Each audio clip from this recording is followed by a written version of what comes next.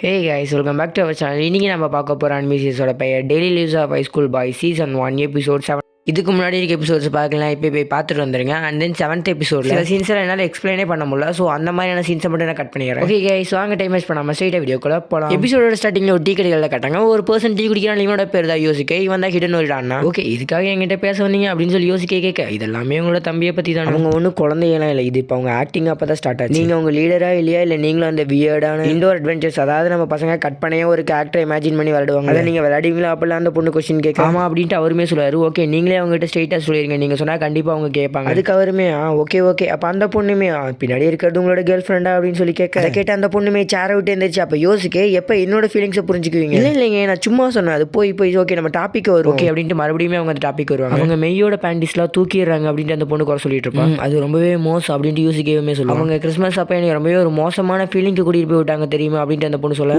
அதுவா ஆமாம்மா, அது எனக்கு நல்லாவே தெரியும். அப்போ தான் ஃபஸ்ட் டைம் நீங்கள் அழுது கூட நான் பார்த்தேன் அப்படின்னு அவன் சொன்னது. நான் அழுது பார்த்தீங்களா? அது எப்படி நீங்கள் பார்த்துருக்க முடியும்? ஐ தாட் என்ன ஏதாவது பிக்சர் எடுத்து வச்சிருப்பீங்கன்னு நினைக்கிறேன். மெயில் பண்ணி யோசிக்க பின்னாடி இருந்து பிடிச்சிக்க, அப்படி இருந்தாலும் ஃபோட்டோ ஃபோன் மூலமாக தானே எடுத்திருப்பீங்க அப்படின்னு சொல்லிட்டு ஃபோனுக்காக பேக்கெட்டில் கை விட, அந்த பொண்ணுக்கு வேற ஒரு அண்டர்வியர் கிடச்சிருக்கும். அந்த மெய் பொண்ணு மேடே இது என்னோட அண்டர்வியர் அப்படின்னு சொல்லி யூசிக்கே உடைய கிளாஸஸ் அந்த பொண்ணு கிரஷ் பண்ணுவா. மறுபடியும் எப்போ போல இந்த ரிவர் பேங்க் கிட்ட காட்டிடுறாங்க. ஹிடன் ஒரு ஃபோன் யூஸ் பண்ணிட்டு இருக்கும்போது மறுபடியும் பின்னாடி வந்துட்டு அவ எத்தனை தடவை இந்த ரிவர் பேங்க் கிட்டே பின்னாடி வந்து நின்னாலும் சரி, நோ மேட்டர் கொஞ்சம் ரூடாக நடக்கணும். அப்போ தான் ஹை ஸ்கூல் பாய்ஸ் எப்படி பட்டாங்கன்னு அவங்களுக்கு புரியும். அப்பெல்லாம் ஹிடன் ஒரு யோசிச்சுட்டு இருக்கும்போது அந்த பொண்ணுமே அப்படியே அவரோட ஃபேஸ் ரியாக்ஷன்ஸ் எல்லாம் சேஞ்ச் பண்ணி அப்படியே ஹிடன் ஓரிட்ட பேசலான்னு வரும்போது அங்கே ஒரு பயங்கரமான காத்தடிச்சு அந்த பொண்ணு பேக்கில் இருக்கு காமிக் சீட்ஸ் எல்லாம் பறந்து போயிடும். அதை எடுக்கலாம்னு சொல்லிட்டு அந்த பொண்ணு போகும்போது அந்த பொண்ணோட கால் தடிக்கிட்ட கீழே விழுந்துரும். கீழே விழுந்த பொண்ணு மறுபடியும் மேலே எழுந்திரிச்சு அவள் பேக்கில் இருக்க ஒரு பொருள் எடுத்து அதை ஓப்பன் பண்ணி யூஸ் பண்ணணும்னு நினைப்பா. பட் அவளால் யூஸ் பண்ண முடியாது. அதுக்கான காரணம் அது ஆல்ரெடி ஓப்பனில் தான் இருக்குது. ஹிடன் ஓரியோட மைண்ட் என்னவா இருக்கும்னா, நம்ம எமோஷன்ஸை வெளிக்காட்டி நம்ம எப்பயுமே கிவ் அப் பண்ணிடக்கூடாது அப்படின்ட்டு இருக்கும். அந்த பொண்ணு அவகிட்ட இருக்க தண்ணியோ ஜூஸோ எடுத்து குடிப்பா. பட் அதோட டேஸ்ட்டு கேவலமாக இருக்கும் போல இருக்கு. அப்படியே அந்த பொண்ணோட மூக்குல இருந்து ஸ்வெட் ஆகி இதை பார்க்குற நம்ம ஹிடன் ஓரிக்கெல்லாம் சிரிப்பு தான் வரும். பட் சிரிச்சு கூட நம்ம எமோஷனை வெளிக்காட்டிடக்கூடாதுன்னு சொல்லியிருப்பான். அப்படியே அந்த பொண்ணு டிஷ்யூ பேப்பர் எடுக்க டிஷ்யூ பேப்பர் கூட காற்றுல அப்படியே பறந்து போயிடும். இதை பார்த்து அந்த பொண்ணு மறுபடியும் அதை பிடிக்க போக அப்படியே மறுபடியும் தடிக்கிட்டு விழுந்து நம்ம ஹிடன் ஓரி மேலேயே விழுந்துருவா. விழுந்து அந்த பொண்ணுக்கு ஒரு மாதிரி எம்பாரசிங்கான ஃபீல் ஆயிரும் போல இருக்கு. அப்படியே கத்தி கதற ஆரம்பிச்சிருவா. இதை பார்க்குற ஹிடன் ஓரி இதான் முக்கியமான கட்டம், என்னாலுமே கிவ் அப் பண்ணிடக்கூடாதுன்னு சொல்லி நினைப்பேன். அதுக்கப்புறம் அந்த பொண்ணுமே எந்திரிச்சோம். நம்ம ஹிடன் ஓரியுமே ஓகே இதான் பேசுறதுக்கு ரைட்டான டைம் அப்படின்னு சொல்லிட்டு பேசிட்டே எந்திரிக்க, அந்த பொண்ணு ஹிடன் ஓரிக்கு ரொம்பவே க்ளோஸ்ல தான் இருப்பா. ஸோ ஹிடன் ஓரி எந்திரிச்சனால ஹிடன் ஓரியோட தலைப்பட்ட அந்த பொண்ணுக்கு மூக்குல இருந்து பிளேட் ஆகி அப்படியே அங்கேயே மயக்கம் போட்டு விழுந்துருவா. இதை பார்க்குற ஹிடன் ஓரியுமே இது நல்லதுக்குள்ள தான் போல இருக்கு அப்படின்னு சொல்லி நினைப்பா. அதுக்கப்புறம் மயக்கம் போட்டு அந்த பொண்ணு மேலே ஹிடன் ஓரி அவனோட கோட்டை கழட்டி போட்டு போயிருப்பான். இது மூலமா தெரியுது ஹிடன் ஓரி எந்த அளவுக்கு ஒரு ஜென்டில்மென்ட். அப்படியே சீனை சேவ் பண்ணி ஸ்கூலில் தான் கட்டுறாங்க. ஸ்கூலில் என்ன நடந்துக்கிட்டு இருக்குன்னா, மிஸ் இவங்க எல்லாத்தையுமே நீங்கள் சீரியஸாக இந்த ஃபார்மை ஃபில்அப் பண்ணணுங்கிற மாதிரி சொல்லியிருப்பாங்க. பட் நம்ம பசங்க எல்லாருமே அவங்களோட ஃபேஸை சீரியஸாக வச்சுட்டு இருந்திருப்பாங்க. அந்த டீச்சருமே சரி ஓகே இவங்க எப்படி ஃபில்அப் பண்ணியிருக்காங்கன்னு சொல்லி பார்க்க எல்லாருமே தப்பு தப்பாக தான் ஃபில்அப் பண்ணியிருப்பாங்க. அதை பார்த்து அந்த டீச்சர் ரொம்பவே கோவமா ஒருத்தவங்க கூட இந்த ஃபார்மை சரியாக ஃபில்அப் பண்ணாங்கிற மாதிரி கத்திட்டு,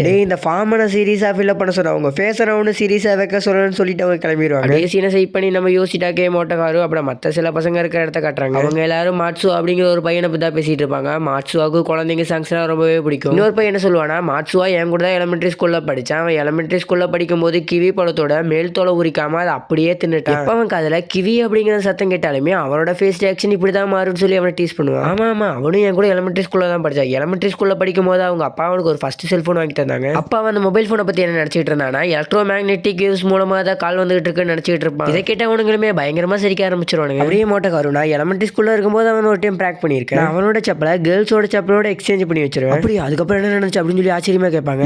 அதுக்கப்புறம் எல்லாமே நல்லா தான் போச்சு, கிராஜுவேட் ஆகிட்டோம், கடைசி வரைக்கும் அதை ரிலீஸ் பண்ணல. இதையும் கேட்டவனுங்க ஓ அப்படியா அப்படின்னு சொல்லி பயங்கரமாக சிரிக்க ஆரம்பிச்சிருவானுங்க. இது எல்லாத்தையுமே மிச்சுவோங்கிற பைய கேட்டுட்டு தான் இருப்பான். சரி நம்ம உள்ள போனால் நம்ம முன்னாடி இதை பற்றி பேச மாட்டானுங்க அப்படின்னு சொல்லிட்டு அவன் உள்ள போனான். அப்படி யோசிட்டா கேட்டே எனக்கு மிச்சுவை பற்றி இன்னொன்று தெரியுண்டா அப்படின்ட்டு சொல்லுவான். இதை பார்க்குற மிச்சுவோமே அட பாவிகளா நாம உள்ள போனால் இதை பற்றி நம்ம முன்னாடி பேச மாட்டானுங்க பார்த்தா அப்பயும் பேசுறானுங்களே அப்படின்னு சொல்லி நினைப்பான். ஹை ஸ்கூல் பாய்ஸும் மிச்சுவும் பாகம் 2. மிச்சுவங்க எல்லாத்துக்கிட்டையுமே என்னடா பண்ணிட்டு இருக்கீங்க, பாஸ்டெல்லாம் உங்களுக்கு ஜோக்கு மாதிரி இருக்காடான்னு சொல்லி கேட்பா. இல்லை உன் மேலே எங்களுக்கு ரெஸ்பெக்ட்டுமே இருக்காது. அதாவது நாங்கள் எலிமெண்ட்ரி ஸ்கூலில் படிக்கும் போது சத்தனவா காய்கறிகளும் மில்க்கும் தருவாங்க. நம்ம மிட்சுவோவுக்கு காய்கறி சுத்தமாக பிடிக்காது. ஸோ அவன் என்ன பண்ணுவானா, காய்கறியை தான் வாயில வச்சுக்கிட்டே இருப்பான். அதுக்கப்புறம் லஞ்ச் பெல் முடியிற நேரத்தில் போய் அங்கே இருக்க கார்டனில் இருக்க போனில் துப்பிடுவான். இதை கேட்ட மிட்சுவோ ஓ அப்போ உன்னைய பற்றி நான் ஒன்று சொல்லட்டா, உனக்கு மில்க்னா சுத்தமாகவே பிடிக்காது. ஸோ நீ என்ன பண்ணுவேன்னா உன்னோட அந்த மில்கை காய்கறியோட மிக்ஸ் பண்ணி வியர்டா நீ சாப்பிடுங்கிற மாதிரி சொல்லிடுவான். இதை கேட்ட யோசிட்டா கேமே டே நீ அவனை பற்றி சொல்கிறேன்ட்டு டே இது என்னோட விஷயம்டா, நீ ஏன்டா இப்போ சொன்னு சொல்லி கேட்பா. மோட்டோஹாரு சாரி மிட்சுவோ, நான் உங்கள்கிட்ட மன்னிப்பு கேட்கணும் ரொம்ப நாளாவே நினச்சிக்கிட்டு இருந்தேன். நம்ம எப்போ விளையாண்டாலுமே அதுக்கப்புறம் கொஞ்சம் நேரத்தில் நீ எழுதிட்டு வீட்டுக்கு ஓடி போயிடுவா. அதுக்கான காரணம் எங்கள் யாருக்குமே தெரியாதுன்னு நினச்சிட்டு இருக்கேன். பட் எங்களுக்கு அது தெரியும். அதுக்கான காரணம் நீ பேண்ட்லேயே உச்சா போயிடும். யோசிட்டாக்கி அவங்க கிட்ட டே அது ஒன்றும் நான் இல்லடா, என்னன்னே தெரியல, அவங்க எல்லாத்தோட ஸ்டோரியுமே என்னையை பற்றினது இல்லை